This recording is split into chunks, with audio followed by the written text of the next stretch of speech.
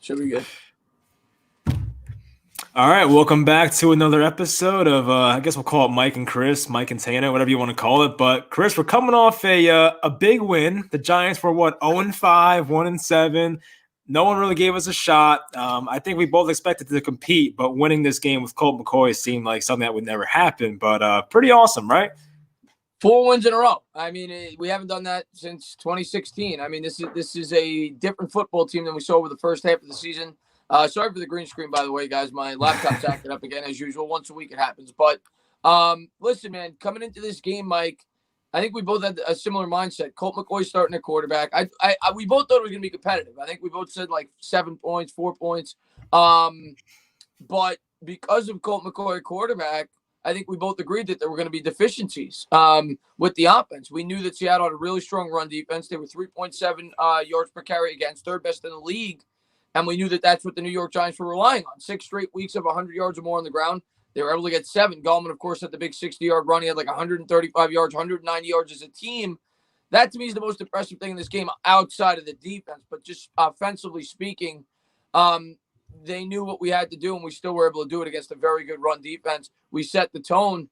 As far as the defense goes, man, I mean, Patrick Graham is a mastermind. He made Russell Wilson look like Colt McCoy. Yeah. I mean, that's what it comes down to, man. He made him look lost out there. DK Metcalf, they kept him in check. Bradbury did a good job. Yadam did it. Everybody on the defense did a good job. I mean, and the thing that really stood out to me in this game was the rookies on defense. Darnay Holmes with the interception. Nico Lalos again comes up with another turnover. You had Carter Copeland making good plays. Of course, Leonard Williams was probably the player of the game. Yeah. But overall, man, just an incredible effort by the entire defense. And I think Patrick Graham deserves a ton of credit for it. Yeah, I just hope he's not a head coach somewhere else next year. That's really the main concern. But he's been absolutely tremendous and better than we could ever ask for, probably. So there's a lot to get to. Do you want to start with the offense or defense? Because the defense is probably the most positive part, so we can probably just go there, right? Let's start with go ahead, man. Yeah. So the Giants, it seems like, it was 5-0, I think, in the first half. And I think we knew pretty early on that Seattle was going to have a tough time scoring on us. On the first drive, I was a bit concerned because they had that pretty big play to lock it. The Giants on the first drive on defense did a good job with Yadam and Peppers denying a couple touchdowns. So that was big. Isaac Yadam, by the way, I mean, what a guy, right? Comes out of nowhere, 7th-round pick for him. No one wanted him on the field. Now he's like a serviceable cornerback too, but we'll touch on that stuff later. But the defense just made Russell Wilson look confused all day. It seemed like nobody was open for them. Good amount of pressure. And the difference of this game, it seemed like, looking back on the stats, is that when Russell Wilson was sacked, they were losing a lot of yards. And when Colt McCoy was sacked his 2 times, they only lost 3 or 4 yards total. So it's like the Giants did a really good job with, just not only sacking him, but getting giant losses. And, you mentioned it before. We saw a lot of guys that we didn't expect to be big contributors like Tate Crowder and Jabal Sheard and and Lalos and all these guys making big contributions in this game. Even Darnay Holmes, I thought, played very well. Leonard Williams was a man-possessed 2.5 sacks. And who would ever thought, right? 2020 is a crazy year, but this might be a double-digit sack year for Leonard Williams, which, looking back on it, seemed like an awesome move, So I got to give Dave Gettleman his credit. I'm sure everyone wants me to say that, but the Giants have done a really good job very recently with their personnel moves, I have to say. So, this defense, Patrick Graham, when you can shut down a guy like Russell Wilson and a top 5 Seahawks offense and make it look like that. I know it said 12 points. It's really 10 because 2 of them were from a safety. Hold them to 10 points. I mean, just an awesome game by the Giants defense. You really cannot say anything else about it. The safety was actually a huge play in this game. Yes, it was. For 2 reasons. One, obviously, if they recovered and it's a touchdown, it's a completely different game. But 2, it almost worked in the Giants' favor that they gave up a safety, because if they would have punted, good chance they get better field goal position. They might get a field goal out of it rather than just 2 points. And then the other thing that, I mean, we could talk about the defense for days. I mean, how good it's looked. They had 5 sacks in the game. They're number 1 in knockdown percentage. They're number 8 in total sacks for the year. They're number 3, I think, in pressure rate. 3 in total turnovers. The defense has just been incredible, and they were incredible throughout this entire game. But the one thing, I talked about it last week in the Bengals game, that was really impressive is how this team overcomes adversity. And it was the same thing in this game for the defense.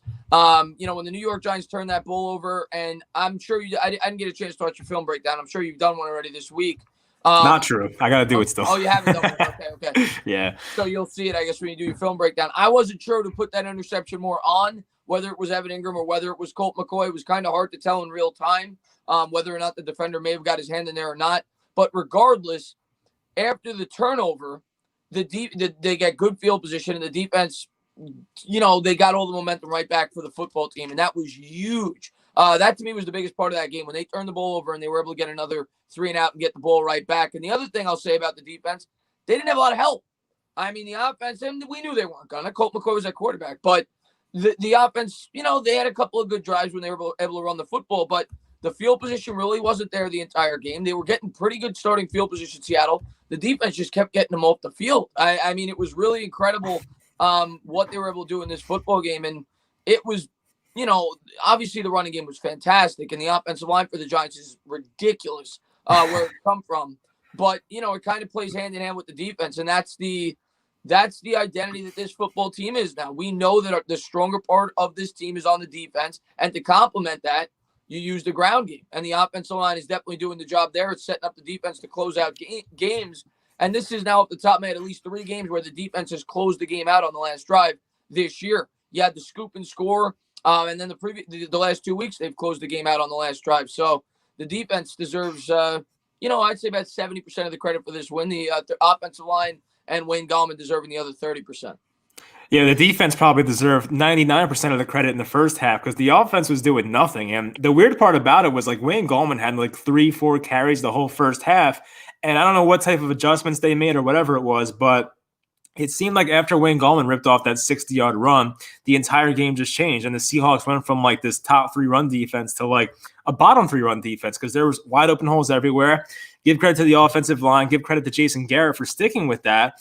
And it also plays into the game script because it was only a 5-0 game. You didn't have to pass the ball more than you wanted to. The Giants defense kept it close enough where the Giants could still run the ball successfully and do it a lot. And it was still a 1-possession game. So once you got Gallman going, Alfred Morris had 2 touchdowns, a receiving touchdown. Who would have ever guessed this stuff would happen, So I think in the first half, Garrett didn't do too many things great. They tried to open up the game with the ball, throwing the ball with Colt McCoy, trying to throw him off with some play action, which I did like, just to kind of do something they're not expecting. But, nothing was really working for this offense whatsoever. And I know McCoy had like 105 yards total. No one in the receiving game outside of Ingram and Tate really had, too many receptions. I feel like, I think both those guys had 4. The next guy probably had 2 or 1. So it wasn't much help in the receiving game, but they didn't really ask McCoy to do much. It was only 1 turnover. You mentioned the Ingram play. I don't know who to pin it on completely. I guess you can make the argument for both.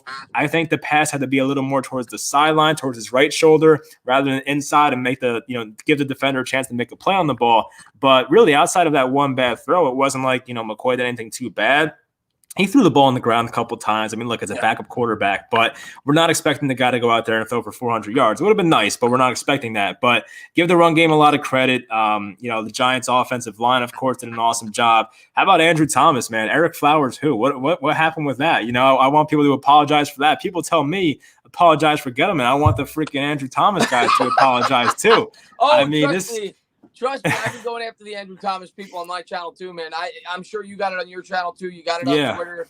Half the fan base was saying he was a bust. I had some of my subscribers tell me we needed to cut the guy, trade the guy. That's New York sports, man. You get the most impatient fans in the world, and Andrew Thomas is definitely making them shut up right now. He had the highest PFF grade of any rookie this week, not just at the offensive tackle position, at any position. And he had the highest grade of any offensive tackle, rookie offensive tackle all year for one individual game. And now I think he's going 2 straight weeks without giving up a pressure. And the entire game, you saw the New York Giants running the left side where he blocks.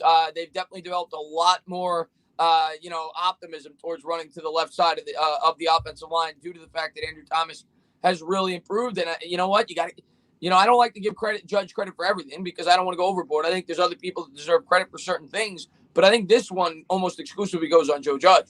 How this offensive line, specifically Andrew Thomas, has improved so much because we saw the way Thomas was playing, and now it came out that Judge stepped in and he started changing the techniques, which is why Colombo's now gone. And you've seen Andrew Thomas justify being picked 4th overall since then. So I think Joe Judge deserves a ton of credit for making the change at the offensive line position. Obviously, they played great since DeGuglielmo stepped in as well. but I think Judge has a lot to do with it.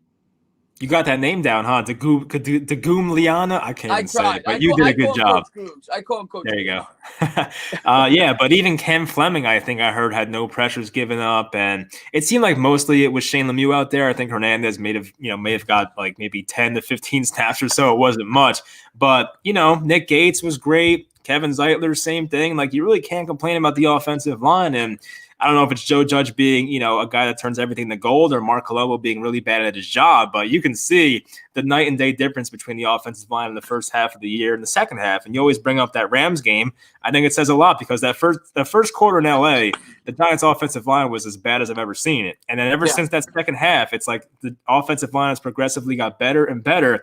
And we love that, because we have a lot of young offensive linemen. It's not like we have a bunch of guys in their 30s. I think Zeitler's the only one in his early 30s. A lot of young guys, and we expected them to get better and better.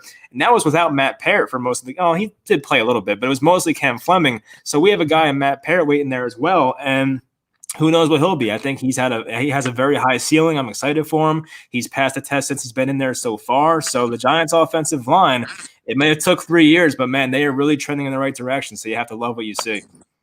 Yeah, and that goes back to what Gettleman said when he first took the job. Like you said, it took us longer than we wanted to. We were hoping it'd be maybe by the beginning of this year, or maybe the second half of last season, where we started to see this progression, but we're getting it. And, I'm happy as a Giants fan. I haven't seen this type of offensive line play in 10 years with this football team. And I was going back, I was looking at some of the stats today because I've been so encouraged with the way they've been running the football. They ranked 10th in yards on the ground this year, and that's factoring in that the first 3 weeks, I think they had like 150 combined yards, 160 maybe combined yards on the ground over the first 3 weeks. So probably since week 4, they're probably top 5 in the league in rushing. Right now they rank 10th. The other thing is they rank 13th in run efficiency. They run the ball 43% of the time. That's up from 30th in the league last year and 32nd the year before. They're 13th this year, and that's only trending up because obviously they've run the ball a lot more over the last 4 or 5 weeks. You got to go all the way back to 2010 where they ranked as high in either one of those categories. Yeah, I definitely believe you. Even the year they won the Super Bowl, I don't think their rushing was that great. So to see that happen, look, we've been through the Rashad Jennings days and all that crap, Andre Williams. To see the run game now be like really awesome, it's great to see. And I think even without Saquon Barkley, it's like somehow the Giants found a way. And I'm really happy they held on to Wayne Gallman all this time. I think Gettleman easily could have cut him because it wasn't his guy. So once again, credit for keeping him. And I think they put him in a good position here. I know they signed Devante Freeman, which kind of fired him up a bit, I guess, and even bringing in Alfred Morris and bringing in Dion Lewis. It seems to be a good fit. And if you just try and think like how great Saquon Barkley would be in this situation, because with these type of holes, maybe that 60-yard run for Gallman goes all the way to the house for a guy like Saquon Barkley, So like those kind of things excite you. And I really hope he's back next year. We get to see him fully healthy with a better offensive line. So, I mean, we're talking about next year now, but hopefully we do see that at some point. But let's see. Anything else about the offense we should talk about? Even Golden Tate got involved. I don't know if I mentioned him, but I've liked the way he's kind of turned things around. He was at one point a pain in the butt. Now he's like actually kind of buying in once again. Credit to Joe Judge for having that talk with him. Now he's kind of back and converting some third downs for us and things like that. But that's pretty much it. Colt McCoy, I mean, look, it's whatever. Didn't kill us. I'm going to give McCoy and Ingram a little credit on that last drive because they were pinned back, that was huge to get those 2 or 3 first downs. And I think there was like maybe a 3rd and 7, 3rd and 8, where he picked up Evan Ingram, was able to get the sticks. McCoy actually had a couple of huge third down conversions. I'm going to give him credit for that on that last drive to chew up the clock. That was crucial in this game. And I'll give the Giants credit for not getting too conservative on that last drive because there was about 6 minutes left. They chewed up about 4 minutes on the clock on that last drive. They made Seattle eat up some of their timeouts. So I want to give, Garrett and McCoy some credit for that last drive and not being too complacent with just running the football. Yeah, definitely. Who else should we talk about, Chris? I think we got everybody on the offense, right? I mean, we'll touch on some defense a bit more. How about Jabril Peppers? I mean, guy's playing like a freaking Pro Bowler now. I mean, that's awesome. The transition he's made and the spots that Patrick Graham puts him in, I think they're using him perfectly. And the thing about the Giants secondary now is like so good that second-round pick Xavier McKinney is having a hard time finding snaps. And I know Julian Love isn't perfect, but like the dropped interception made him look worse than he is. But like even Julian Love's holding his own back there. Logan Ryan, we all love. Bradbury, freaking Yadam. I mean, like everyone's been great. So like the fact that the Giants have a good problem here that they can't fit in McKinney, it's probably a really good problem to have for the Giants right now. Hey, listen, man, if it ain't broke, don't fix it. That's Yeah. kind of what I've said about that's kind of what I've said about upper management and the coaches, because when it's working, it's the same thing with the defense. Like everybody's asking about, when's McKinney going to play? When's McKinney going to play? When's McKinney going to play? When are they going to put Hernandez in? Listen, if it's working, don't touch it. We're winning football games. This defense right now, I think I could say confidently, they're probably one of the top 5-6 defenses in the league, the way that they've been playing as of late. I mean, it's been that good. You went up against Seattle. You're talking about a team, I think, that was averaging 31 points a game coming in. You held them to 12. Like you said, 2 came on a safety. That's the lowest point total. I think they matched it, but they haven't had a lower point total than 12 since 2017. Like, the Giants' defense it's insane. And I think a lot of it goes to Judge, and I think a lot of it goes, obviously, to Patrick Graham. And I wouldn't have thought in a million years that this defense would be nearly as good as it's been. Leonard Williams is going to get paid, man. I mean, Leonard Williams is going to get paid. He has to. We have to keep him. He fits this defense perfectly. And, I think I always thought when we brought him in that a lot of it had to do with the fact that he didn't have a lot of talent on that defensive line with the Jets. And it kind of hurt his statistics and his production. Now you look at this line, you've got talent all over the place with the Giants. It's our strongest unit on the defense. Peppers is playing at a Pro Bowl level. I mean, Jabril Peppers, as well as Bradbury's played. I could even argue that Peppers has been even better the last 4 or 5 weeks. That's how good he's been. And Bradbury's just been insane. I mean, they went up against one of the best wide receiving duos in football with one of the top 3 quarterbacks, and they held their own. And the Giants weren't even too conservative. We talked about it going into the game that I was like, bend but don't break, bend but don't break. They didn't bend. They didn't bend. Like, the secondary did their job. We got pressure. The interior pressure from the defensive line was phenomenal. Whether it was Dexter Lawrence, whether it was Leonard Williams, Dalvin Tomlinson, they were getting a consistent push up the middle. And what won us this game, man, it's old school football. It definitely wasn't our quarterback. Colt McCoy beat Russell Wilson. What won us this game was we just out-muscled them. I mean, our offensive line dominated their defensive line, and our defensive line dominated their offensive line. They knew exactly what we were going to do. They stacked the box, and they couldn't stop us. And one of my subscribers brought this up. I thought it was a really good point about Wayne Gallman. I didn't think about it in the game. Do you think it was possible that the Giants wanted to keep him fresh? Or, I don't know, for the second half, because he looked like a different running back. He only had 3 or 4 carries in the first half. Maybe a little out-of-the-box thinking, but do you think that could have something to do with it? Yeah, I mean, it's hard for me to say yes to that, because why wouldn't you want to do well in the first half? But if that was their plan, then that's definitely a genius plan that worked. Yeah, right. Looking back on it, definitely. I mean, they were doing some weird stuff. They had like a I formation with Lemieux at fullback and Elijah Penny at running back.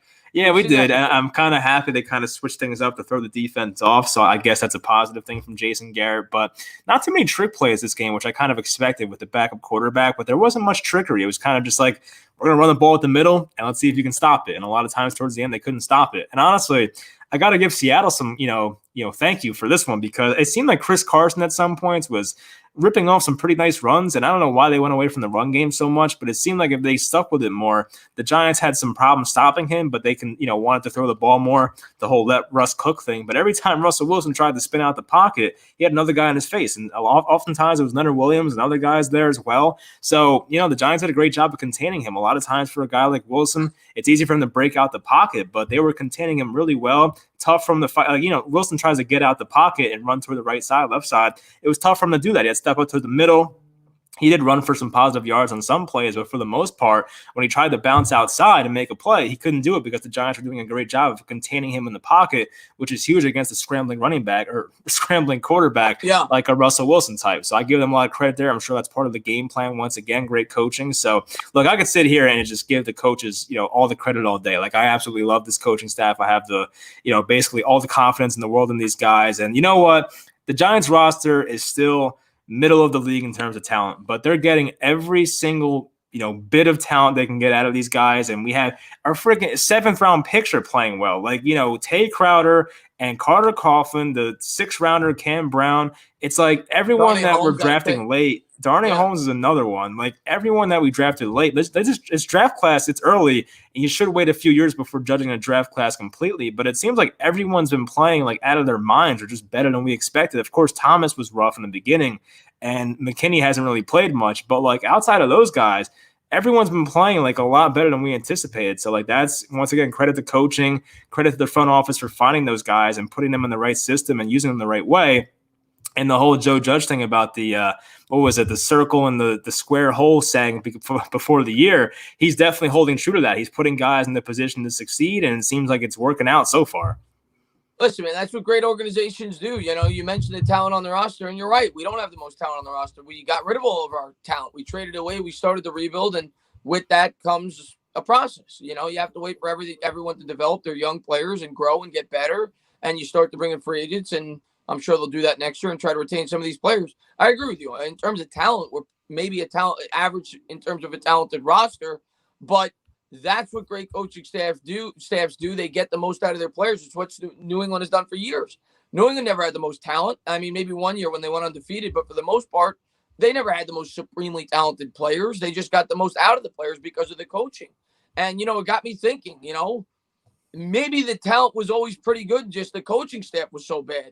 In 2018 and 2019 with Pat Sherman, we saw, you know, I think about a guy like DeAndre Baker, a guy that a lot of New York Giants fans were really excited about.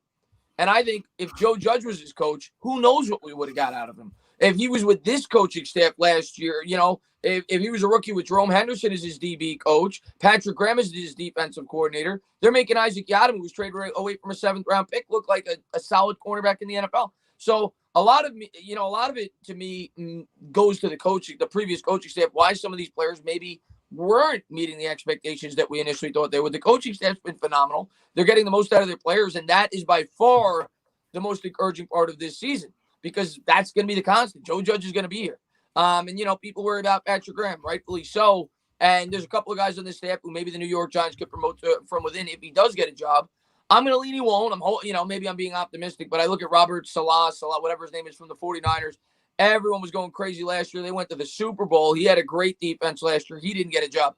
And it seems like most teams in today's NFL are more offensive leaning when they're looking for head coaches. So hopefully we keep Graham for another year. He's got a great relationship with Judge, but I'm not too worried about it. You know, if he leaves, I'm sure Judge has a backup plan. He seems to be the type of guy that's always thinking ahead, whether that's bringing in a guy like Matt Patricia, whether it's promoting from within on this coaching staff. I'm sure he's got a backup plan. I'm not too worried about it. And I'm so optimistic about the future of this team because, Mike, I'm an old school guy. I believe in the trenches, and the New York Giants got it right now. Yeah, definitely. You're not the only one. Our general manager felt the same way. And although it wasn't working out the first 2 years, man, they're finally figuring it out. And coaching is such a big thing in football. Like, it's sometimes hard to realize it. But when you, as you said, were the 2018, 2019 Giants this bad, or was Pat Shurmur and the rest of the coaching staff just terrible? And it might be the latter of that. Like the Giants, you know, should not have been a 5-4 win team the past couple of years. They probably were a bit better, which is why I had them at 8-8 and 7-9 the next year. I thought they were a bit better, honestly, but they were coached so poorly to the point where you're like, well, what's going on here? Is this roster complete garbage, or like is the coaching garbage? But like, I guess it's a mixture of both. And you mentioned before how like teams want like offensive minded guys. I was listening to The Fan before, and they were saying, you know, some Jets guys were saying like, you know, we kind of want like a CEO type of guy, like a Joe Judge. And I'm like, oh, so the Giants are starting this new trend of like coaches where you have the CEO as a head coach and you bring in like the defensive coordinator, offensive coordinator. So I like how teams are kind of, maybe the Giants start a trend here is what I'm trying to say. So maybe they'll do that. And that's an interesting point about Matt Patricia. I mean, hopefully we don't have to worry about that, and hopefully Patrick Graham's here, but never thought about that one. Don't know how I feel about it right now, but it's just something that came to my mind once you said it, but that's a pretty interesting one. But I think we talked about everything. Do you want to get into some questions now or things I can find here in the chat? Yeah, absolutely. I can't see the chat, so I'll have you shout out and we'll play off of it. But yeah, obviously, by the way, Patricia, I brought him up a couple of weeks ago when he got fired, and everybody's going crazy. You can't do that. You can't do it. I'm like, I mean, he's not going to be the head coach. He's going to be the defensive coordinator. He was a great defensive coordinator with the Patriots. He's got ties to Judge. I would think they'd at least kick the tires. Which we're hoping doesn't happen, Graham moves on. Right, exactly. Yeah, since they had that connection with New England, I guess it would make sense to have an interview if that happened. Yeah. But I'll try to navigate the chat here. I've not done this. Usually I let Chris do this stuff, but I'll show the first one here from Daniel. What happened to Devante Freeman? So I think he got COVID, didn't he? Isn't he on the COVID list, or am I wrong about that? He was. I know he was inactive for this game. I don't remember the reasoning for it, but here's what I'll say. He's done. I mean, the way that Collin's playing and the way that Morris is playing, I'm not even thinking about Devante Freeman right now. even if he was on this roster, he wouldn't be getting touches. The Giants are doing just fine without him. So if it ain't broke, don't fix it, Mike. Kind of what I go back to with what we were talking about earlier with Xavier McKinney. I love Devante Freeman the way he was playing for us. He was playing tough, but Wayne Gallman, Wayne the train, baby, get on board. Yeah, I think we had this question like last week or something, and I pretty much said it comes down to who you want to keep between Freeman and Morris. Yes, yeah. And I'm like, I think Morris is the better fit, so I personally want to keep Morris, and if Freeman has to go, then so be it. So that'd be my answer to that one. Here's the next one. Golden Tate is solid for the moments we use him. I think definitely true. I think Golden Tate, and he doesn't get many targets these days. His wife said the same thing, but when we throw to him, he does make a big play here and there. That's definitely true. Listen, Golden Tate's still a professional receiver. He's still definitely an above-average slot receiver in the NFL. I still don't think he's going to be back next year just because of dollars and cents. We saved too much money. The cap's going down. But for this year's team, we need all the help we could get. I mean, Darius Slayton was not – I think he might have had 2 catches in this game. He wasn't used much in this game. He struggled again. We need as much help as we could get right now, and Golden Tate's been playing pretty well. I'm going to give Shepard credit, too. He's played well also in recent weeks. So they've been getting the job done. Yeah. All right, so here, the R words are looking scary right now, but I think we got this division. So I want to ask you, actually, because a couple weeks ago it was between the Giants and the Eagles.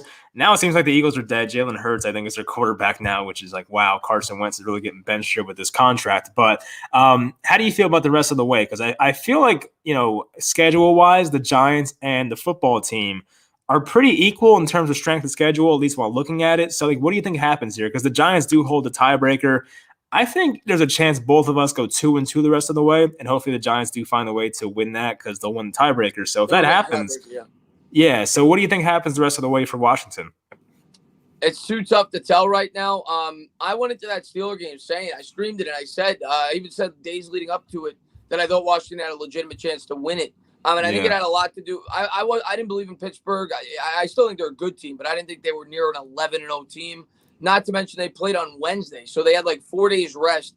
Washington played on Thanksgiving, so they had an extra week's rest going into that game. They had a lot more time to prepare, rest up, get ready for the football game, and I think that had a lot to do with the outcome.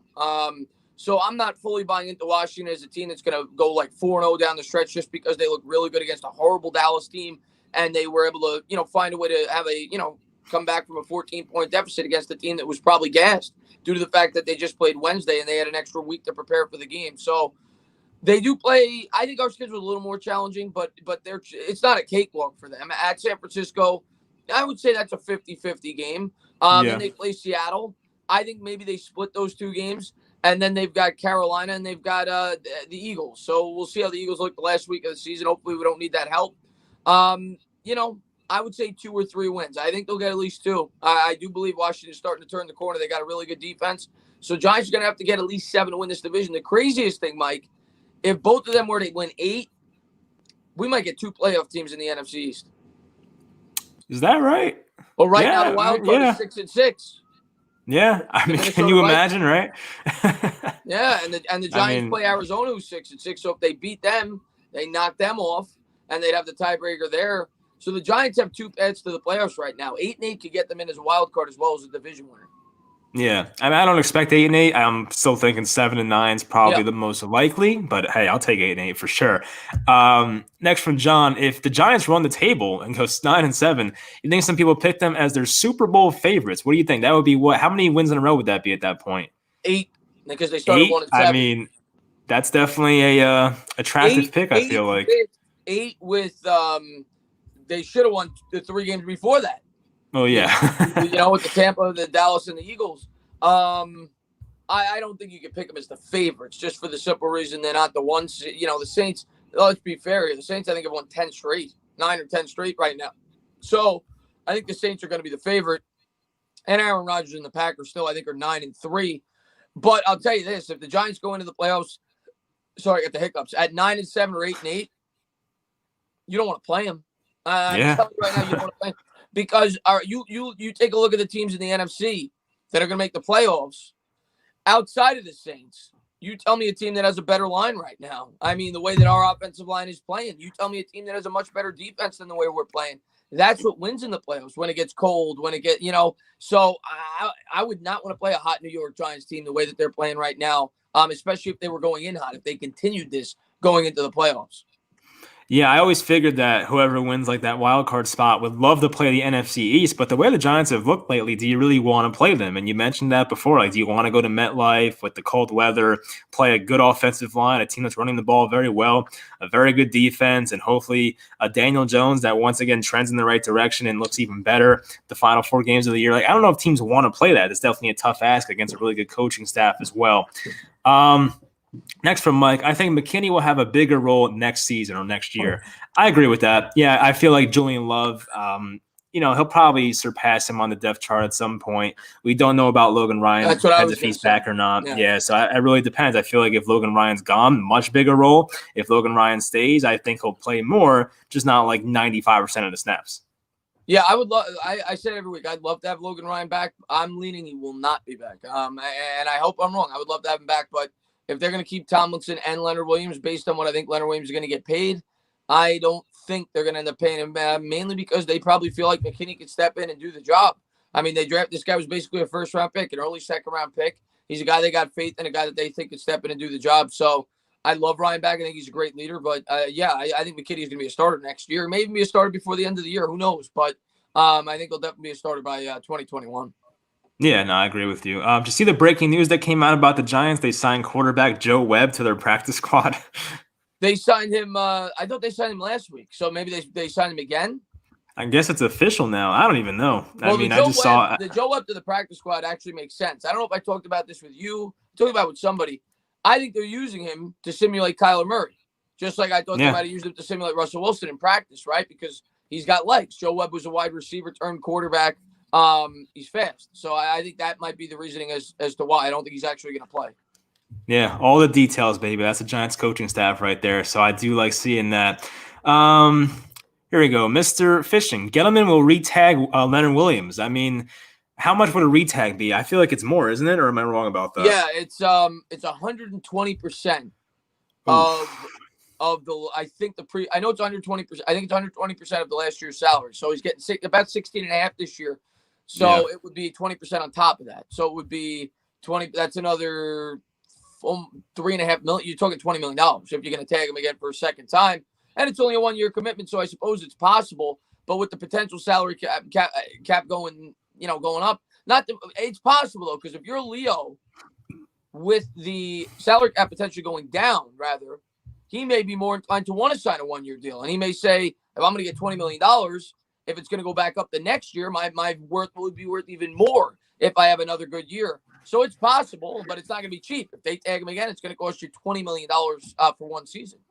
Yeah, that's a good point about the salary cap. If he wants to bet on himself 2 years in a row and definitely has a good year once again next year, then a much bigger contract's coming his way because of the salary cap going down this year, most likely. Next question. I still think they let Logan Ryan walk and McKinney will be the starting free safety next year. It's very possible because we talked about they got to let someone walk, and we talked about the question of you keep 2 of 3, whether it's Williams, Tomlinson, Ryan. I don't think they keep all 3. I feel like someone has to go, and somewhere in that scenario, it might be Logan Ryan. Yeah, and then Gallman's another name you could throw in the hat. The way he's played, depending on what he what interest he garners on the open market, which I'm sure there's going to be some teams that at least give him some kind of offer. I think the Giants are going to have to pay at least a decent amount of money to keep him. But yeah, I'm with you, man. As much as I love Logan Ryan, and listen, if he's back, I'm going to be happy. He's a good football player. He's definitely a great leader for this team.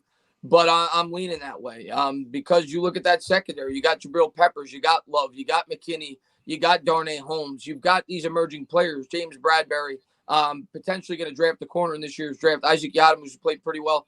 I think they're pretty strong there. But you could also, by the same token, make the same argument on the defensive line. You could say if you let Dalvin Tomlinson go, you got B.J. Hill, you got Dexter Lawrence, you got Leonard Williams coming back. So it's going to be interesting to see what the New York Giants decide to do. With that decision between those 3 players. Yeah, and this is off topic, but what do you think about that Giants a call on 4th and 1 to kick the I think it was 48-yard field goal? Like, were you a fan of going for it there or just settling for 3? I liked. I'm trying to remember. I remember the play. What was the score at the time? They were up. It was a 2 possession game. I think they might have been up 10 to make it a 13-point game or something. Yeah. And I thought it'd be a better idea to try and just go for the I touchdown there remember and make I it was sitting in the three. game with Bad Dog, and I remember Bad Dog was in favor of going for it. I was in favor of taking the 3, but I can't remember.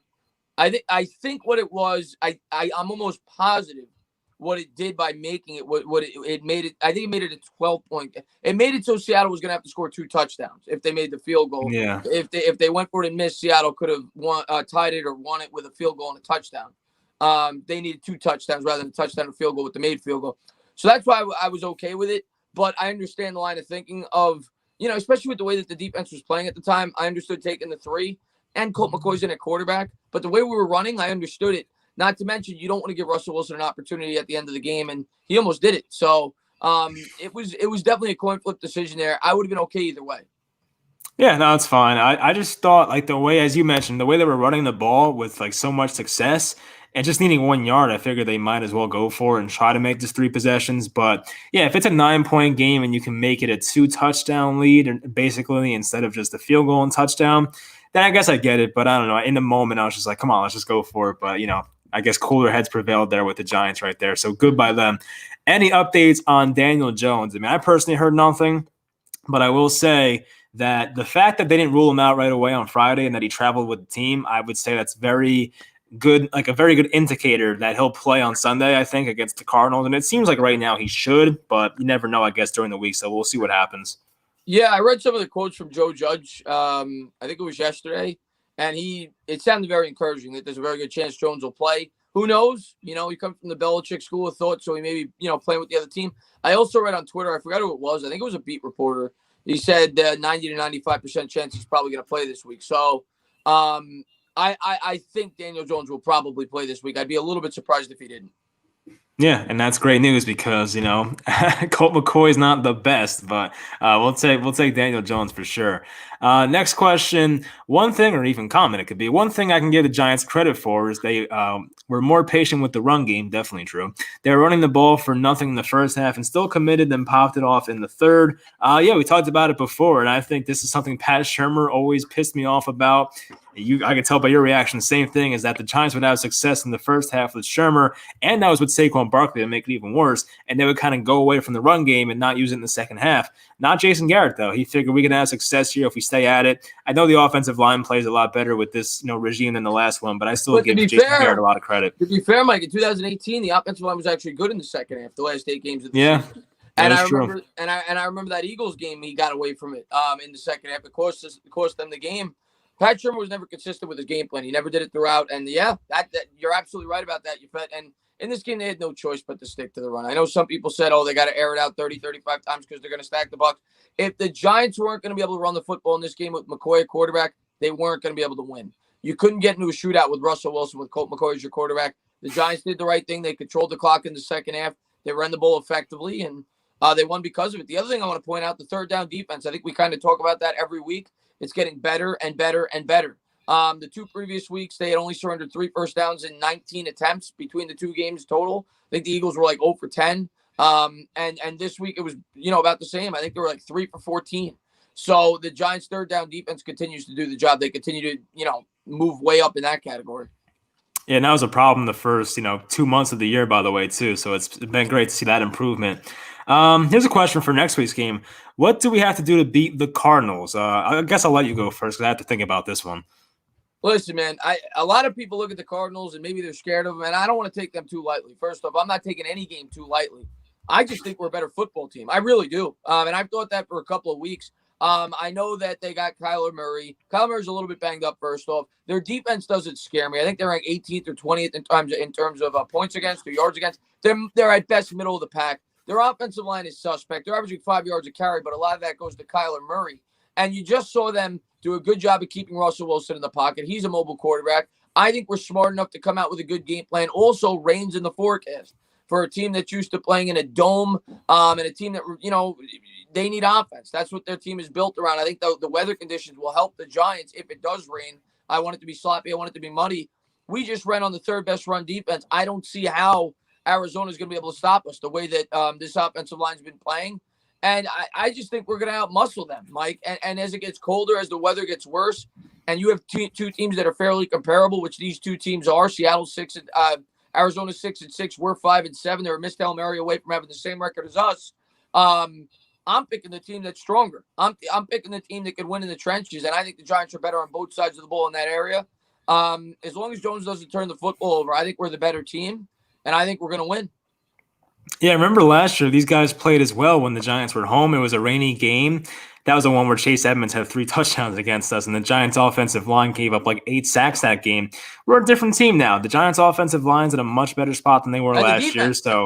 And the defense, yeah, I don't expect Daniel Jones to get sacked 9 times basically in this game coming up. So, yeah, the Giants have those improvements, and I think it's going to be a similar game plan to what we saw against the Seahawks. Once again, just try to outmuscle them, as you said before. I do respect Arizona. They were one of my favorite teams coming into the year. I think Kyler Murray's been playing hurt recently with the shoulder, but still it's no excuse he's out there. But, the Giants will have Bradbury against Hopkins, which will help for sure. Kenyon Drake's been pretty good for the Cardinals running the ball, but it's not like the Cardinals have this awesome offensive line. They don't have an awesome defense. I think it's average. So they're exploitable, and the Giants definitely can beat them. I think it's going to be a close game. Yeah. I don't know who's going to win yet. I still don't have an opinion about that, but I'll try to form one by the time we're done with this. But I still think either way it's going to be very close. And, if I had to go over this game a few months ago, I would have said the Cardinals won this game by a lot. But now for the way the Giants have been playing and the way the Cardinals have been playing, it's definitely trending in the right direction for the Giants, I would say.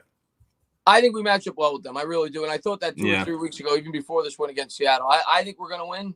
But, it's football. Anything can happen. If Jones goes out there and throws 2 picks, we're not going to win.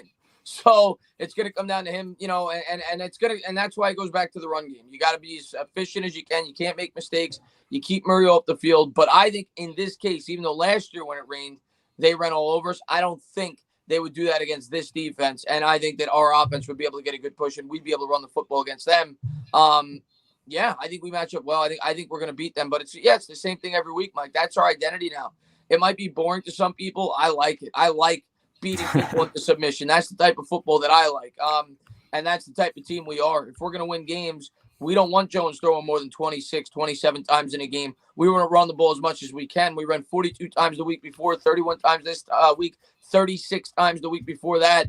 I mean, you're talking over 100 carries in our last 3 games. I think it's about, 110 if I'm doing the math correctly off my head or around there. I think last year we had about 290 carries all year. We've had 110 in our last 3 games. And that's the type of team we're becoming, and that's the type of team we need to continue to be. Yeah, and that was like one of the things I was preaching in the offseason, and people were asking, how do the Giants have success on offense this year? I was saying you got to try to run the ball as much as possible, limit Daniel Jones to 25, 30 attempts per game, and just hope that your run game and offensive line's a lot better. I think we anticipated the offensive line to be better this year. Not this good. It's definitely helping, and we did anticipate a healthy Saquon Barkley as well. But if they can run the ball this effectively with guys like Wayne Gallman and Alfred Morris, then you might as well stick with it. There's no point in going away from it. Before we get to another question, I wanted to ask you another one. The Giants have now won 4 games in a row. Do you fear that sometimes teams get too high on themselves and they'll sometimes get got, as the kids say nowadays? With the Giants having a good coach and Joe Judge and keeping them grounded, have a week-by-week mentality, do you feel more confident the Giants will avoid that letdown game, which could be this week against the Cardinals? I honestly don't fear it. And anything can happen, but they've had so many opportunities, I say it every week, to quit and die and fall apart, and they haven't done it. Whether it was, blowing the 11-point lead against the Eagles, the blowout against the 49ers, they responded very well in the next 2 games. Even after Colombo went down, when they fired Colombo coming off the bye week, a lot of people thought that could have affected the team. They came out, they found a way to win a sloppy football game against Cincinnati, which is the way that this team plays. And the same thing this week. They overcame adversity with their quarterback being out against Seattle. They're missing their 2 starting edge rushers. They found a way to get the W. So no, I'm not too concerned with it. I think this team is going to come out. They're going to be prepared. They're going to be ready to play. Yeah. So here's the next comment. I feel like in the first half, the Giants tried to use extra blockers, and it didn't really work, but somehow the running game worked in the second. I do agree that we did see Caden Smith a good amount. We did see Shane Lemieux at fullback a couple times as well. I don't know the personnel groupings off the top of my head right now, but something obviously clicked for that second half run game to work even better. I don't know if it was the offensive line just playing better. Did they have more tight ends in? I think we saw Toilolo a couple times as well, so that definitely can factor into it. Yeah, I don't know exactly what it was either because I didn't watch the game film, but I don't know if it was us just wearing them down, but I don't think that's the case because they actually won the time of possession in the first half by 2 minutes. I don't know if it was just adjustments at halftime. Maybe the coaching, Garrett Judge, maybe came up with a better game plan. Maybe they run to a different side of the field. I don't remember off the top of my head, like you said, it's 48 hours ago, but I definitely think there were adjustments at halftime. I definitely think the coaching staff made adjustments, and that had something to do with it. Maybe they saw something. When they watched the game film, they saw something that they could exploit in the run game, and that's what they did. That would be my guess. And the offensive line just dominated in that second half. Yeah, I think it's more of that, honestly, just the offensive line playing a lot better, but I will go back and try to look at that. Here's a good comment. Rams fan here. Just wanted to express my gratitude to the Giants. We almost got the Rams early, Chris, and maybe we get them in the playoffs. But yeah, I mean, the Rams are probably very happy with us right now. I'm sure other NFC West teams did not expect the Giants to win that game, but it was a very nice surprise. And the Steelers gave us a nice surprise last night. Thanks, Pittsburgh. But, I'm sure they feel very good about the Giants right now. We're going to try our best to help you again, Anthony, this week. Yeah. You want us to knock up Arizona. We're going to try to help you again. Yeah. I'll tell you, man, I think I don't know if it was with you or somebody else. I was talking about, teams that I wouldn't want to see in the playoffs out of potential wild card teams. Rams were one of them. I'd much rather face a team like the Cardinals or even the Seahawks than the Rams because they're like a grinded out football team. I don't want to play a team like that in the playoffs. I'd much rather play a team that we can exploit them. And I think the New York Giants would have a better chance going up against some other teams. I think McVay's also a tremendous coach. It's a team I really don't want anything to do with, to be honest with you. They scare me a little bit in the playoffs. I could see them going on a little bit of a run, but yeah, we were this close to beating them. I'd like another crack at them, though. I wouldn't mind it. That means we're in the playoffs. Yeah, the Rams are always an interesting team. It's like sometimes you'll see them play their asses off and put up 35 points, and sometimes you'll see them lost. And I do fear the Rams a bit because their run game has gotten a lot better this season compared to last, and it looks like Cam Akers is coming on for them. But yeah, I'd prefer to play some other teams, as you mentioned. Like if the Vikings got in, give me them. If the Cardinals are in there, give me them instead. Like teams like that. But yeah, I prefer not to play the Rams. But hey, I mean, if it's the playoffs, you got to play who's on your schedule. Roll the but dice. we'll give them a good run, I think. Anyway. I've been saying Carter Coffin is underrated for weeks. Now, I will say that of all the later Giants draft picks outside of Chris Williamson, I think I cut already, but outside of him, I wasn't too high on Carter Coffin. I remember that. I thought he'd be like a special teamer, good energy type of guy. When I watched him back in college, I said, a lot of his sacks were on stunts and twists. And you know what? The Giants are probably doing a good job in the NFL of scheming him some sacks and things like that. But he's getting pressures. I got to give him a lot of credit. I thought his stats didn't match the player I was seeing with my eyes. But hey, I'm happy being wrong. Carter Coughlin's been a really good find so far. Yeah, I mean, I think the evaluation by both Gettleman and the coaching staff was tremendous. I think they saw guys, and I think it was collaborative. I think Gettleman, went to the coaching staff. He said, "Tell me which guys you think would fit the scheme." I think they did their homework, and I think Carter Coughlin was one of those guys. And it's something that the Patriots have done for years. They haven't found the most talented guys in drafts, but they find guys that fit their scheme. And I think Carter Coughlin is an example of that. Yeah, definitely. Trying to find more questions here. A lot of people spamming the chat about stuff. They're going off on some guy named Kevin. I don't know what Kevin said that was so bad, but I'm trying to find out what happened here. Kevin, what are you doing? What did Kevin do? I'm trying to see what Kevin did that was so bad. Oh, he's saying the NYG words suck. I mean, all right. I mean, you could feel that way, man, but we're one of the hotter teams in the league right now. I mean, we're letting the record speak for itself the past month, Who does he root for, Mike? That's what I want to know. Who does no, it says Kevin Harvick fan. I think Kevin Harvick's a NASCAR driver, so that's an interesting one. I mean, interesting. Yeah. I guess you can get people out the chat, right? Because I put him in timeout because he's just spamming up the whole chat, this guy. Now I can't look at real questions and things like that. Joe Webb was mentioned. We got on that before.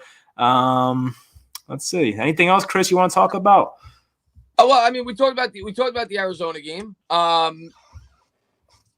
We talked about last week. I mean, listen, man, it's not rocket science for this team going forward. It's keep doing what you've been doing.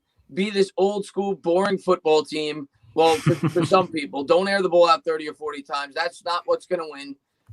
And we could beat anybody. There's nobody on this schedule that scares me. I'm not saying we're better than all these teams, but I think we could beat any of them. I mean, I really do believe that. And I look at the NFC, Mike, outside of the Saints, who I have a lot of respect for. I think they have a great 53-man roster. I think we could beat anybody in the NFC. I really do. I mean, Aaron Rodgers is great, but Mike, their defense against the run is horrible. Yeah. So I see teams that we could exploit in the playoffs. I really do. It's just a matter of whether or not we're going to get there. And a lot of Giants fans yesterday were upset that Washington won, rightfully so. But the way I look at it, Mike, is, and we should know this better than anybody as Giants fans, we want to be hot going in. And if we were going to get in with 6 wins, we're probably not going to do much. That means we won 1 out of our last 4, and you were going in cold, probably winning only the last game against Dallas. I want to have to earn it. I want to get in with 8 wins. If we win 8 games and we get in that way, that means, like you said, we won what? We won 7 out of our last 8 going into the playoffs. We're red hot, and we've got wind behind our back, and we're ready to go. So, in a way, as crazy as it may sound, I think it's good that Washington's pushing us to continue to win football games. Yeah, that's well said. And I kind of wish the Giants started off 4-0 instead of starting off like 0-5. It would have been a lot better to be the 4-0 team. But, we kind of gotta climb back here. New coaching staff, weird off season. So it's better late than never, but we do sit in first place. So that is the good news right now. Do you guys think that Hernandez takes over Zeitler next year? I've always said I don't think Zeitler's back next year because of the $12 million you can save. But I don't know if Lemieux's going to be at right guard. That was always my thought. But for how much they're playing him at left guard, maybe they try Hernandez at right guard. I mean, that's definitely a good question. Yeah, and I still think Zeitler's a possibility that he could come back. I've been with you. I'm definitely leaning that there's a good chance he won't be because it's $14 million. And $14 million with a decrease in cap is a lot of money, especially when you could go out there and draft another guard. Or you could sign a guard for cheaper, kind of like what they did with Remmers and Fleming these last 2 years at the tackle spot. You could go out there, maybe get a journeyman guard for $5 million for insurance purposes, or maybe if you feel Lemieux's not quite ready. There's a lot of ways they could go about doing this, but Hernandez I think is definitely going to be a part of this line. I know he hasn't been playing much the last couple of weeks. I still think whether it's the left side or the right side, I do think he will be a starter in 2021. Yeah, I don't think he started his last game on the Giants. I will say that. Here's one that I don't really know too much about. I saw it when I was at work. I got a notification. Thoughts on the OBJ thing. I just got a notification from Bleacher Report. It says, Odell never thought he played for another team and explains where things went south before he was traded. So I'll definitely watch that later. But, Chris, you seem like you kind of knew about this. Yeah. I touched on it briefly in my video today. He made like a video. I think he was on a podcast. And he talked about his time with the Giants, and I agreed with half of it, and I kind of disagreed with the other half. His part about Eli, I completely agreed with. You may not. Well, maybe you will. I don't know. He basically said that the Giants completely failed Eli, and they didn't put the team around him that they needed to in like 2016, 2017, 2018. And that was always my thought with Eli. So I gave Beckham credit for that he came out and said that because I actually agree with that statement. I think the Giants completely failed Eli. It wasn't Eli's fault at the end of his career. He couldn't get it done. I look at guys like Breeze. I think he could have done what Breeze did had he been on the New Orleans Saints and had the Giants built their team properly. And that's kind of what Odell Beckham went to. He basically said the words that he said about Eli, even though he meant what he said in terms of him not being the same quarterback, which everybody knows. He didn't mean it in a derogatory way. He meant it more in, we didn't help this guy at the end when we should have, instead of drafting good offensive linemen and getting them pieces to make them successful. So he kind of put the blame on Jerry Reese, essentially, without saying his name. And then later he went on to go after Pat Shurmur, which is when it got a little dicey for me. That's when I kind of said, I don't know if I agree with that. But the Eli Manning stuff, I completely agreed with. Yeah, I forgot where I heard this. Now that you mentioned Pat Shurmur, that I think Shurmur's first year here, 18, was the year Odell was coming off the surgery. And I think Shurmur was kind of pushing him to play in the preseason, and Odell didn't really see eye to eye with that. I don't know if he mentioned that in the interview, but I feel like I've heard that before. So I am interested to see what happens. Where he went after Shurmur, basically paraphrasing a little bit, was he basically hinted at that Shurmur, and who knows if Beckham's telling the truth or if this is just what he felt, or it's hearsay. But basically, he felt that Pat Shurmur was telling players not to go to him because they thought he was telling players that he was a bad influence.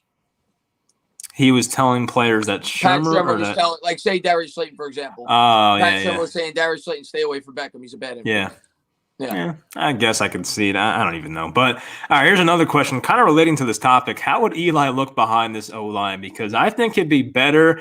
I've always thought Eli didn't look the same the past few years, and I think we can all acknowledge that. I don't know if he'd be much better. I'm happy the Giants finally moved on because they had no future with him. But I would say, yeah, they had to. But I would say he probably would look a little better with this offensive line and system. I'm going to tell you my honest opinion, Rose Tap. We'd win football games, in my opinion. Yeah. We just won a football game with Colt McCoy against Seattle, in Seattle. This is exactly what I think Odell was referring to. I think Odell probably came out with that quote because he sees the offensive line now, and he's saying to himself, well, what if they gave Eli Manning that offensive line over the second half of his career? He probably could have prolonged his career. If they built the offensive line the right way, Eli might still be a quarterback right now. For the New York Giants, if we're being honest with ourselves, because we still might have been winning football games.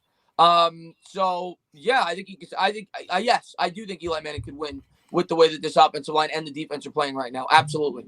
Yeah, just tell him, hey, Eli, hand the ball off 35 times and make 25 throws with clean pockets. Yeah, go ahead. Our guy Roldy, Mike, can you tell Chris at some point we're gonna have to air it out to win? Also, I think we know if the Giants get down in like a playoff game or something, they're gonna have to. The objective is not to air it out with this football team. Yes, that's what we want. And I think, the way they run the ball, it kind of gives them some, I guess, leeway to maybe when they're down 14-0, when other teams would want to throw the ball, to actually still try to run the ball. Like we see some teams do it. The Titans do a good job of that, of like, no matter what the score is, they're sticking to Derrick Henry no matter what. I don't know if we'll stick to it to that extent, but like, it's still nice knowing that, Jason Garrett's not going to completely shy away from it. But I do have my concerns if the Giants get down 14-0 in a playoff game, like what happens. But I guess that's something hopefully we don't have to find out. We're not listen, if we're being honest with ourselves, we're not a team equipped to play from behind. We're a team that wants to get the lead, and you sit on the lead with that defense in the ground game. That's, if we're getting in the shootouts, that's not in our best interest. Yeah, definitely. Let's see, what else do we have here? We're talking about extending Barkley for $20 million a season. I think we've had answers about that in the past. I'm a no for that, $20 million. No, no. Even if he proves he's healthy, I'm not giving him $20 million. Yeah, exactly.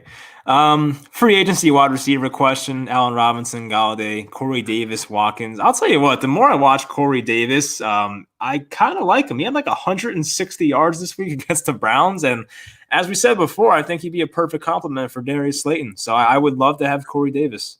I've been on the Corey Davis hype train for a while. I made a video when the Titans didn't extend him to the rookie extension before the year started, saying that I think he'd be a really good fit for the New York Giants. And he's having a good year this year. They've got a good wide receiver on that team. There's a good chance he could hit the open market. I mean, they did it last year with Conklin. They didn't extend him on the 5th year of the rookie deal, and he hit the open market. They let him go. So prior history would tell you there's a good chance Corey Davis will be a free agent. It depends on the price for me, but I don't think we're going to have enough money to sign a guy like Kenny Galladay or Allen Robinson, if I had to guess, based on the fact that we're going to have to keep our other guys. But if you could get Corey Davis on a reasonable contract, he's a guy I'm interested in. He's tall. I think he'd fit the scheme very well, and he's a guy with a lot of upside.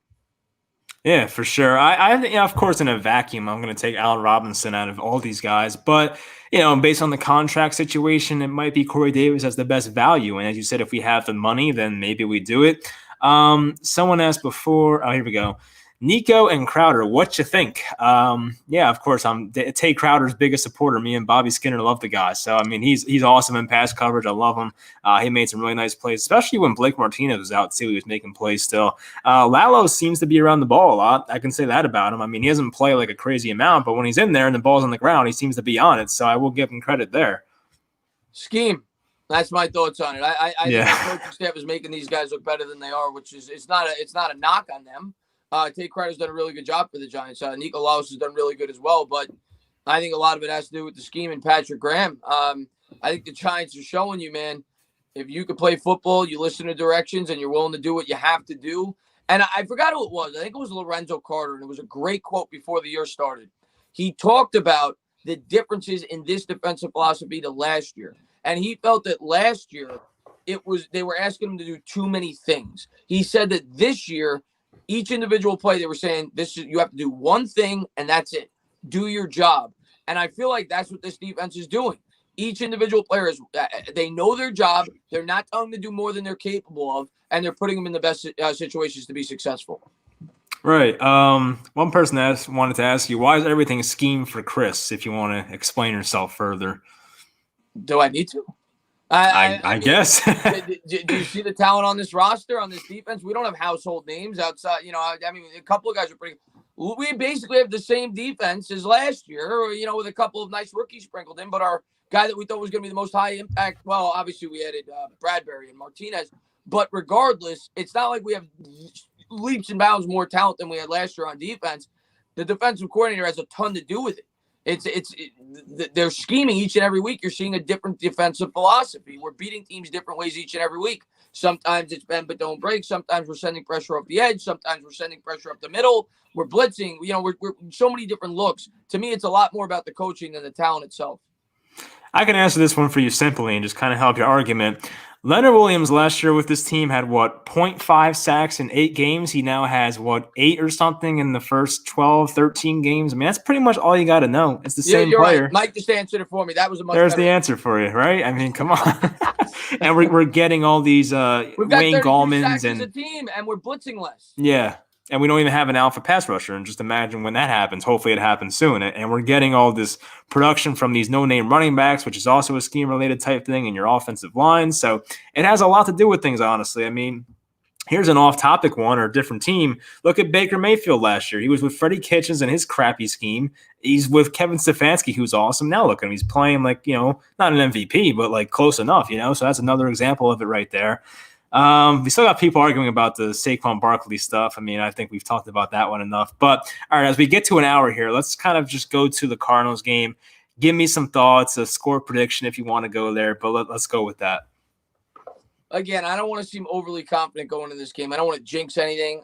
First off, I'm still wearing the hoodie, Mike, and they have not lost. They don't lose when I wear it. They beat Seattle when I wore it, so now I'm definitely starting to believe that this actually might have magical powers. So I'm picking the Giants to win. But all kidding aside, I do think we match up well with this team. I look at the projected weather conditions. I think they're a team that is more of a finesse team. We're more of a ground and pound team, a team that's going to beat in the trenches. And I think we're going to beat them in the trenches. And usually the team that wins in the trenches, as long as you don't turn the ball over, will more than often win the game. And I think the Giants are going to win on both sides of the ball, offensive and defensive line. The biggest key to this game on defense is one thing I noticed with the Cardinals. I was actually really impressed when I looked into their numbers. They're great in the red zone. They're the best team in football in the red zone. They score 76% of the time this year when they get there. We only score 40. That's interesting. They sucked last year in the red zone, so that's a good turnaround by them. Yeah, they're really good in that area. And Hopkins probably has a lot to do with that. Yeah. And Hopkins is going to be a guy that, obviously Bradbury's going to have to clamp down and do a good job against. But that's going to be a major key in this game. But I expect the Giants to be somewhat aggressive in this game on defense because whenever I watch Cardinal games, and I don't watch a lot, I maybe seen 3 this year, at least bits and pieces of. Kyler Murray always makes 2 or 3 boneheaded decisions in games. And I think the Giants are going to be able to capitalize on it. I think they're going to create some turnovers. And I really do think they're going to win this game. I said going into last week, I was picking the Giants if Daniel Jones started against Seattle. I think the Giants have a good team. I wasn't willing to go that far with Colt McCoy. The Giants, they beat them anyway. We're at home. Arizona's traveling across the country. I don't think they're nearly as good as people think they are. I think they've been overrated from the beginning of the year. That's just my opinion. They're this close to being 4-8. So yeah. They are. I mean, the Hail Mary against Buffalo, that's 5-7, and the 17-point comeback in the fourth quarter against Seattle. Yeah. I think they're a very beatable football team, and I think we're going to beat them. I've got the Giants, but I'm going to go by 10. I like the Giants in this game. I'm going to go 27-17 Giants. Wow. Okay. Actually, I want to point to this real quick. We talked about, the Cardinals in the rain. Do you trust Daniel Jones in the rain? Because I feel like him in not so good conditions has not been great in his career, even going back to college. Are you concerned about that at all? I don't. But the difference between last year and this year is we could run the ball. Yeah, that's definitely a huge part of it, right? I mean, yeah, it's pretty much all you got to know. Let's see. I still don't have a score in mind, so try to talk about this game and come to a conclusion. I still don't know who I think is going to win this game. That's the crazy part about it. But the fact that me, a big Cardinals advocate, is up in the air about it, I think is pretty good news. So I'll give the Giants maybe a 21-20 type win. I think it's going to be a very close game. I think these teams are pretty – I think the Cardinals roster is a bit more talented, but the Giants are so well coached and can run the ball so well. And I think they'll have a perfect scheme against Kyler Murray, who, as I said, I think is playing a bit injured right now. I don't think I see 27-17, but I think the Giants, if they play the right way, and as you mentioned before, just don't turn the ball over, I think they have a legitimate chance here. Like, it's not too crazy to say. I think this is a game where I don't know what the spread is. What is it, like -2.5 or something for the Cardinals? Yeah, maybe right? maybe being a little too optimistic. I'll say 27-20. I think we're gonna win by a touchdown. I think we'll win by a touchdown, the Giants. Yeah. The Cardinals have a lot of weapons, and it's scary. And I think Cliff Kingsbury has a good spread offense that's tough to stop for an entire game. But look, the way the Giants just played against the Seattle Seahawks and how well prepared they were for Russell Wilson, I still, as much as I love Kyler Murray, Russell Wilson's still better. So I think the Giants will have a pretty good game plan here once again. Keep Kyler Murray contained. Murray hasn't ran the ball much in recent games, and my fantasy football numbers have been not looking good for that. Yeah, and that's just something. He's only getting like 20 yards a game on the ground the last 3 weeks, or 30 games. Yeah. He's not running nearly as much. And I don't know how much of that is, injury related, because I feel like they had a lot of design runs for him earlier in the year. Maybe Kingsbury's kind of shying away from giving him intentional hits. So yeah, I think the Giants do have a chance here. And if they run the ball well, don't turn the ball over, keep Kyler in the pocket, I think there's a chance. So right now, I'll go 21-20. Prediction is subject to change. I'll put it that way. But right now, I'm going to give the Giants the win. And hopefully I do feel that way the rest of the week, because I do feel good about it right now. And how could you not? You just beat the 8-3 Seattle Seahawks. You won 4 in a row. Coaching staff's awesome. Like, how could you not feel good about that? That's the other thing in this game, man. I trust Joe Judge a lot more than Cliff Kingsbury. I don't think Kingsbury's a great head coach. So and the travel, man, I think that plays into it, man. They're traveling across the country. They're playing at 1. That's normally 10 a.m. over there. I think that's a factor. So I think the Giants got a lot of good things going in their way, in their favor this week, and I think they're going to capitalize. I think we match up well with Arizona. I was ready to pick them 2 weeks ago in this game. I think they're going to win this game. Yeah, so if you felt that way 2 weeks ago, then you definitely feel that now. So this one's looking 2 weeks in advance, but should we fear the Browns? They took down the Titans pretty easily until the end. I think we should fear the Browns. Yeah, I'm much more scared of the Browns than Arizona. Because they're kind of like the Rams, what we were saying earlier. They're a team that could grind out the clock and run the football and beat us at our own game. They have the best running attack in football. And, I fear that a little bit. We saw what the Eagles were even able to do against us on the ground. They just stopped running the football. So I do fear the Browns. And it's why I think this is a must-win game. I think we absolutely have to beat Arizona if we're going to make the playoffs, because I'm probably going to lean to pick Cleveland in that game. I'm not saying we can't beat them. We definitely can, but Cleveland's a good football team. I know they haven't beaten anybody of notoriety for the most part, but they've got a great ground attack. I do worry about Cleveland more so than I worry about Arizona. Yeah, I agree with that. I keep a close eye on Cleveland, of course, being a big Baker guy. And, he's not turning the ball over, Mayfield. He has not thrown a pick in, God, I don't know, 2 months maybe. It's been a long time. He's playing, he's taking care of the ball. And that team runs the ball very well. I think they have Kareem Hunt and Nick Chubb. They do a very good job. Their offensive line is one of the best units in football, honestly. Their defense, it has good players. It has average players. Hey, B.J. Goodson's there. He's an average player. Myles Garrett's, maybe the best pass rusher in football. So they have names there, of course. And, I think we could score on Cleveland, but I have concerns about stopping that offense. It's been clicking lately. It looks very good. So, yeah, I think this is the much more winnable game coming up this week. And I agree with you. The Giants kind of have to win this game against Arizona, because if not, I know Washington has a tough 2 games coming up here, but you just don't want to give it a chance, for the chance that Washington wins another game that they're probably not supposed to win.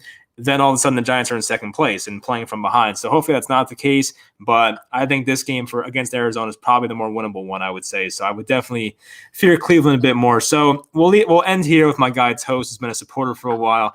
Where do you rank JB, James Bradbury, on the cornerback list? I guess it's for the whole league, but for me, I'm thinking right now, I think Jair Alexander with the Packers is awesome. I got to put him up there. Jalen Ramsey, I don't know. He might be 3 to 5. Like, I don't think that's crazy to say. For how well he's played this year, I think 3 to 5. How's White playing on the Bills? I know he's really good. Tre'Davious White. Yeah, he's still awesome. Yeah. But I agree. He's top 5. He's playing at a Pro Bowl level. There's no doubt about it. He's gone up against some of the best wide receivers the league has to offer, and he's held his own every game. So he's been a godsend for this defense. He's been fantastic. I can't give you a number, but like you said, I think he's top 5 this year. He's top 5. Yeah, I can agree with that. Yeah, I mean, I don't have a whole list in front of me, but I'd have to imagine that based on what he's done this year, top 5 is a pretty good way to put it. All right, I like this question, Chris. So this is the last one. Do you think Marcus Golden, has any insight to provide the Cardinals, knowing some of DJ's tendencies, seeing how he has gone up against for the last year and a half? So that's a good question. The Giants, from Marcus Golden being here, seem like a completely different team, but Daniel Jones is still the same quarterback. He has a lot of different tendencies from last year. We could tell from week 1 this year, Chris, that Daniel Jones has a lot more, I guess like he just has both hands on the ball in the pocket. I don't know how to explain it, but a lot more aware of protecting the football. He moves better in the pocket. Yes, that too. You know what I'm saying? Especially last week against the Bengals, or 2 weeks ago now. Yeah. That was one of his best pocket maneuvering games I've ever seen from him. And I was very excited to see that because that's one of my, I don't want to say pet peeves for him, but like I was a little concerned about it for him. So to see that happen for him, I was like, that's awesome. Like, keep that up. But for this question, yeah, I mean, I'm sure Marcus Golden, the veteran, can offer some type of insight. He's played against the guy in practice for a couple of years now. I'm sure there's something you can point out to them. I don't know what it is exactly, but I'm sure there's something you can put out there for the Cardinals. No, that's something I didn't even think about. It's out of the box thinking. I like it. He also knows the tendencies of the offensive lineman. I mean, he practiced against these guys. Maybe he knows. But it's not like Andrew Thomas hasn't developed and become a much better offensive lineman. But yeah. I mean, he knows it. But by the same token, we know him too. So I'm not going to think it has that much of an effect on this football game. Not too worried about it. My hope is we're not throwing that much. My hope is he can't make that big of an impact. We know he's not great against the run. So run the football and keep your quarterback safe. Yeah, I will say every time I see the Cardinals on red zone, I feel like Marcus Golden's making a big play. So I'm happy for him. He's a good guy, good Marcus Giant. Golden. I'm glad he's doing well if he is. Yeah, me too.